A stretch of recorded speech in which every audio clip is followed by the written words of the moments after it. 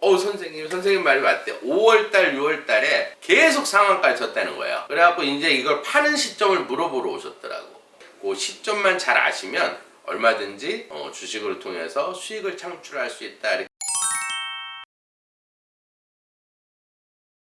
준철학 간의 협조 인사드리겠습니다. 공지사항이 좀 있는데요. 제가 이제 출장을 좀 가기로 해서 공장 부지를 보러 좀 다음 주에 가기 때문에 이번에는 이제 1, 2부로 나눠서 17일날 1부가 나가고 그다음에 이제 다음 주 24일날 그렇게 두 번 나눠서 나가게 될 거예요. 여러분들이 굉장히 도움이 될 만한 강의를 좀 해드리려고 그래요. 그러니까 이제 방압하고 청간압, 그다음에 삼압 이런 쪽으로 해서 강의를 좀 해드리려고 하는데 이게 왜 중요하냐면 명리학이라는 거는 제 강의를 들으신 분들은 다 알 거예요. 내가 예를 들어서 목이 없다. 그러면 목이 들어올 때 되게 좋은 거예요. 근데 이 목이 들어오면서 합의대가 변해버리는 이게 어려운 거예요, 사실. 근데 또 뭐가 들어와서 안 변하는 경우도 있어요. 그게 역학에서 이 명리학에서는 가장 어렵고 중요한 부분이에요. 이것만 알면은 천기의 흐름은 다 알아요. 이 명리학을 알게 되면 제가 꿀팁을 하나 드릴게요. 이 명리학은 예를 들어서 천기의 흐름을 알면 이 기업체들 있죠.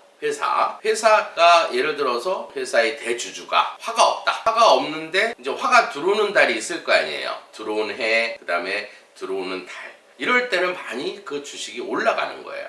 굳이 자세하게 이렇게 쭉 풀어보면 예를 들어서 양력으로 5월달, 6월달에 많이 올라간 종목이 있어요. 그거는 5월달, 6월달은 전부 화였어요. 그러면 예를 들어서 5, 6월달에 많이 올라간 종목은 이제 다음 달 되게 되면 토가 들어온단 말이에요. 그럼 거의 빠져요. 제가 지금까지 주식을 이렇게 해보면 그럼 예를 들어서 그것만 잘 알면은 언제 팔아야 되는 시점을 알겠죠. 언제 사야 되는 시점도 알고 언제 팔아야 되는. 그러니까 주식에서 제일 어려운 거는 사는 시기하고 파는 시점만 알면 주식은 돈을 얼마든지 벌 수가 있어요. 그러면 예를 들어서 어제도 우리 손님이 한 분 오셨었는데 작년에 오셨었어요. 근데 이제 그분이 이제 화가 들어올 때 올라가는 종목을 갖고 계시더라고. 근데 이제 겨울철에 오셨는데 그래서 제가 팔지 말고 그냥 갖고 계세요. 6월 한 20일쯤 돼서 파세요.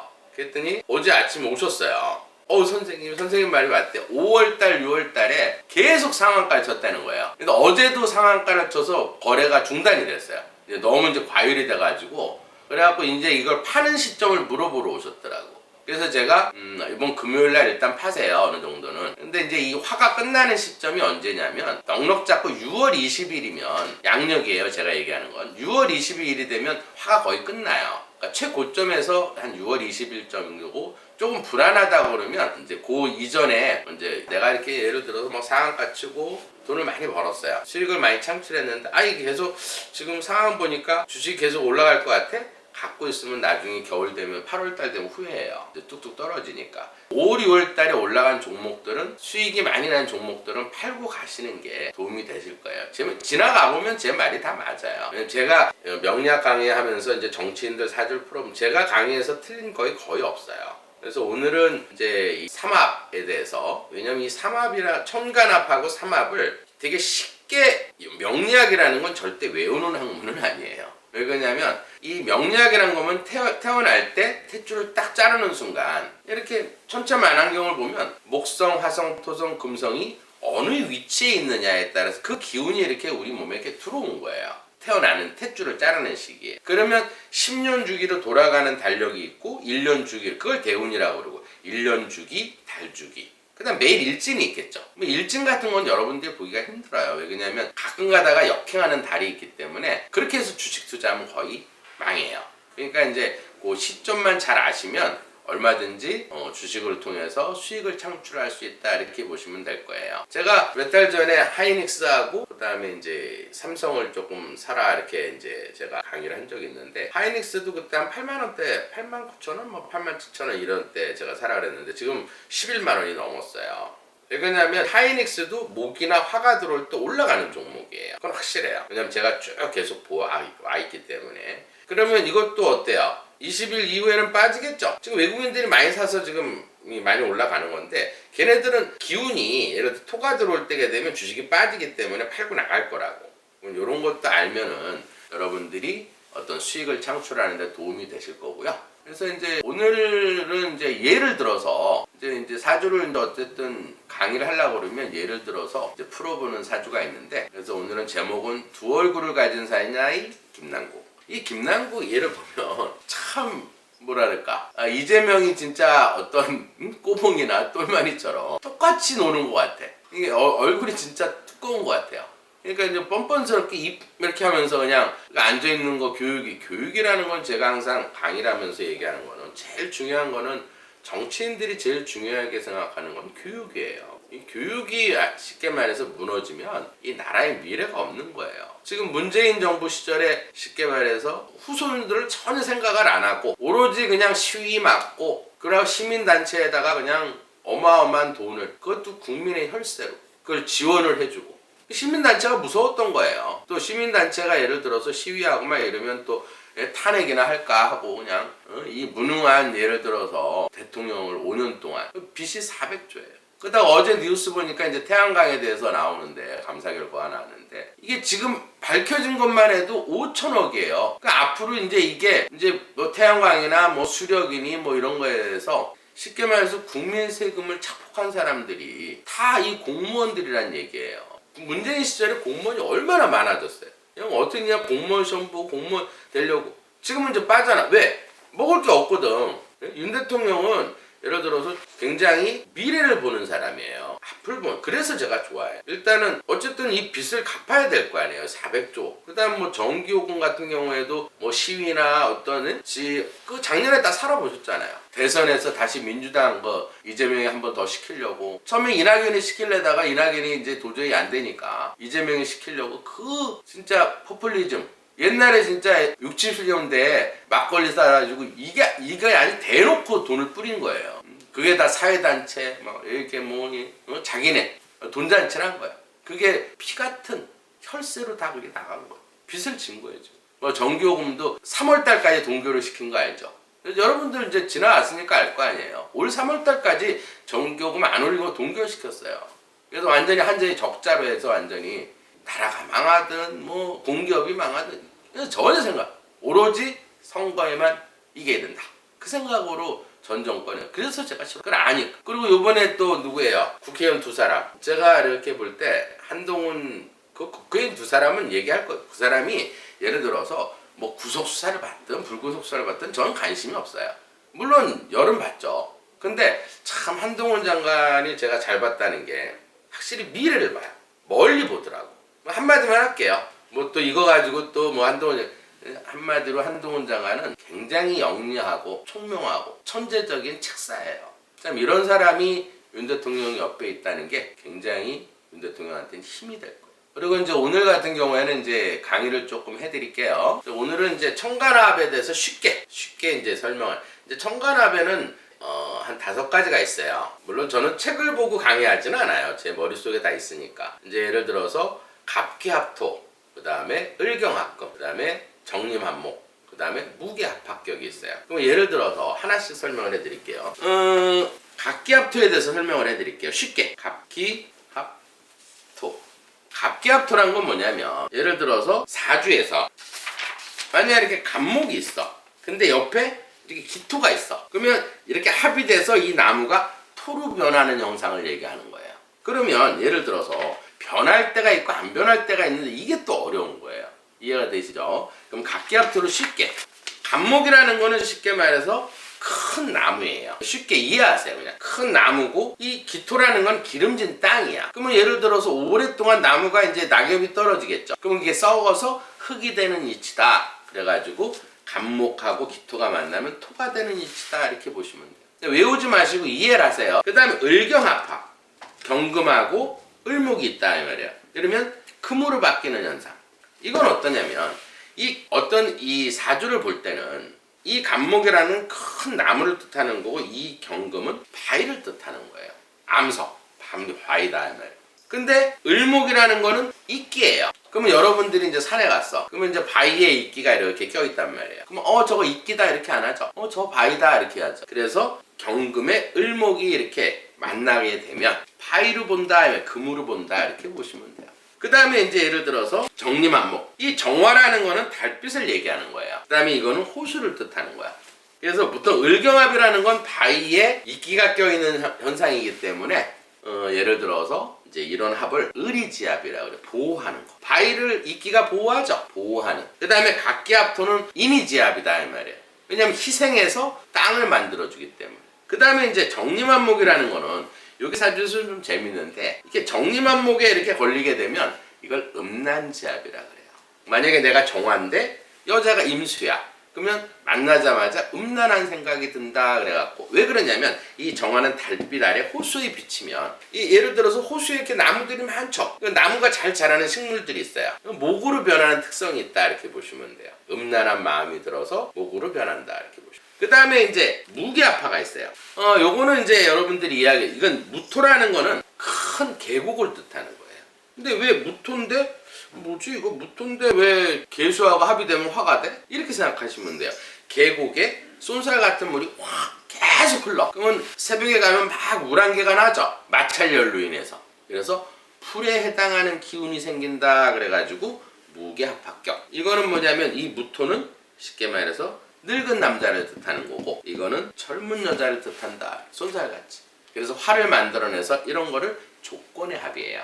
예를 들어서 뭐 돈을 주고 뭐 이렇게 여자를 적한다든지 이런 조건의 합이다 이렇게 보시면 돼요. 그다음 마지막으로는 이제 병신합수가 있어요.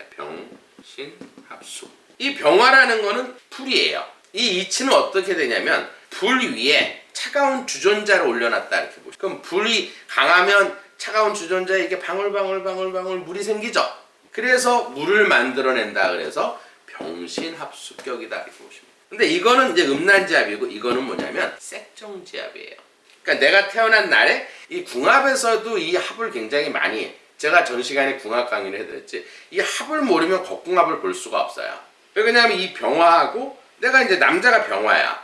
근데 여자가 이래 신금일주를 가지고 있어. 그러면 만나자마자 이렇게 원나잇 하는 사람들 가끔 있죠. 그런 경우예요. 색정을 느낀다 이렇게 보시면 돼요. 그러니까 만나자마자 한눈에 뿅 어떤 육체적인 합을 원하는 합을 색정지합, 병신합수격. 왜 그러냐면 불 위에 차가운 주전자에서 방울방울 땀이 난 물이 맺힌다. 그래서 물을 만들어낸다. 이게 천간합이 이게 5가지가 있어요. 이거는 이제 주로 운이 들어왔을 때 만약에 내가 기토를 가지고 있는데 이 간목이 왔어. 그러면 이 목으로 보는 게 아니라 땅으로 보는 거고 내가 경금을 가지고 있는데 을목이 왔어. 이럴 때는 을목이 아니라 바위, 금으로 본다 이렇게 보는 거. 그 다음 내가 정화를 갖고 있는데 물이 들어왔어. 그러면 목으로 변한다 이렇게. 이걸 알아야지만이 청기의 흐름을 풀 수가 있어요. 그 다음 내가 무토를 가지고 있는데 개수가 들어왔어. 그럼 이걸 물로 보는 게 아니라 풀로 본다 이렇게 보시면 돼요. 그 다음 병신합. 내가 병화를 갖고 있는데 신금이 들어왔어. 그럴 때는 물로 바뀐다 이렇게 보시면 돼요. 근데 이게 바뀌는 경우 수가 있고 안 바뀌는 경우가 수가 있어요. 예를 들어서 그거 하나만 해드릴게요. 틈나는 대로 이걸 조금 이게 제일 어려워요 사실. 만약에 기미 이건 둘 다 땅이에요. 근데 운에서 간목이 들어왔어요. 근데 이 간목은 물 위에 나무예요. 그러니까 수생목을 해줘. 나무는 이 물을 굉장히 좋아하겠죠. 그 다음에 이 기토는 위토 같은 땅이란 말이에요. 그러면 이럴 때는 합이 안 되는 거예요. 이 오행이 틀려야 돼. 그게 제일 어려워요. 그거는 많이 이제 풀어봐야 돼. 이런 경우가 있을 때. 왜냐면 둘 다 땅은 변하지 않아요. 그 다음에 이 둘 다 물이 나무를 주기 때문에 서로 좋아하는 기운이 있으면 운이 들어와도 합화, 갑기한 목으로 변하지 않는다. 이게 제일 어려운 거예요 사실 역학에서, 명리학에서는. 이거는 쉽게 말해서 이 명리학자도 되게 어려워하는 부분이에요. 이건 이제 한 수년 동안 이걸 맞춰봐야지만이 알 수 있는 부분이다 이렇게 보시면 돼요. 그 다음에 이제 여러분들이 또 어렵게 생각하는 부분이 방합, 삼합이라는 게 있어요. 이거는 이제 천간의 합이라는 거고 천간에 기운이 들어왔을 때 천간끼리 맞춰보는, 뭐 간목이 들어와서 각기합토, 충, 뭐 이렇게 천간끼리 맞추고 지지끼리 또 맞춰야 돼요 운을. 그러면 예를 들어서 지지 삼합, 지지에는 몇 가지가 있냐면 이제 방합이라는 게 있어요. 방합이라는 건 뭐냐면 계절 방자를 써서 예를 들어서 목에는 인묘진, 이 토가 이 중간에 항상 껴있기 때문에 이 토는 간방이라고 그래요. 그래서 이 인묘진을 봄의 계절이다 그래가지고 이 인묘진은 목으로 변한다 이렇게 보시면 돼요. 이걸 방합 3가지. 그 다음에 이제 여름철을 사오미, 그래서 이거를 여름철로 보는 거고 방향은 남쪽, 이 목은 동쪽으로 보는 거예요. 근데 이 방합이라는 거는 3가지가 다 사주예요. 예를 들어서 이 사주에 임묘진 이렇게 있어야지 세 가지가 다 있어야 합이 되는 거예요. 그것도 이렇게 무진이나 기미가 있을 같은 뭐 갑인 뭐 이렇게 묶여 있을 때는 또 방합이 안 되는 거예요. 이런 게 되게 어려워요. 그 다음에 이제 가을을 신유술 이걸 방향은 서쪽이고 가을이라 그래서 가을의 계절의 합이라 그래갖고 얘는 금으로 보는 거예요. 그 다음에 이제 해자축이 있겠죠. 해자축 이건 이제 겨울이라 그래서 방향으로는 북쪽을 얘기하는 거. 이 세 가지가 다 있어야 합이 된다 이렇게 보시면 돼요. 그 다음에 이제 삼합이 조금 이제 여러분들이 좀 어려운데 삼합은 꼭 아셔야 돼요. 왜냐면 이 삼합을 모르면 사주를 풀 수가 없다. 왜냐면 어떤 기운이 들어와서 지지가 변하는 오행을 알아야 운을 볼 수가 있는 거예요. 이게 삼합에는 일단은 이제 목으로 변하는 거는 뭐냐면 해, 묘, 미. 외우려고 하지 마세요. 해, 묘, 미는 목으로 변한다 이렇게 보시면 돼요. 이 세 가지가 만날 때. 근데 이게 어느 합이 제일 셌는지. 예를 들어서 육합이 있고 삼합이 있고 그 다음 방합이 있고 여러 가지 합이 이렇게 있는데 이렇게 맞추다 보면 어느 세력이 제일 센지 제일 몰라. 이게 제일 어려워요. 또 내가 만약에 해수가 있는데 얘하고 합이 돼 얘가 이렇게 이건 두 개만 들어와도 삼합으로 보는 거예요. 그러면 예를 들어서 이 해수하고 이 월은 항상 제왕지에 해당하는 거예요. 제일 기운이 세다 이 말이에요. 그럼 목으로 변한 이 묘목은 나무예요. 이렇게 생각하시면 돼요. 나무의 해수는 물이에요. 그럼 물을 주게 되면 나무가 막 자라겠죠. 그러니까 이 합이 제일 센 거예요. 그래서 이렇게 합이 된 게 1번. 그 다음에 두 번째는 묘. 나무하고 이 뜨거운 땅이야.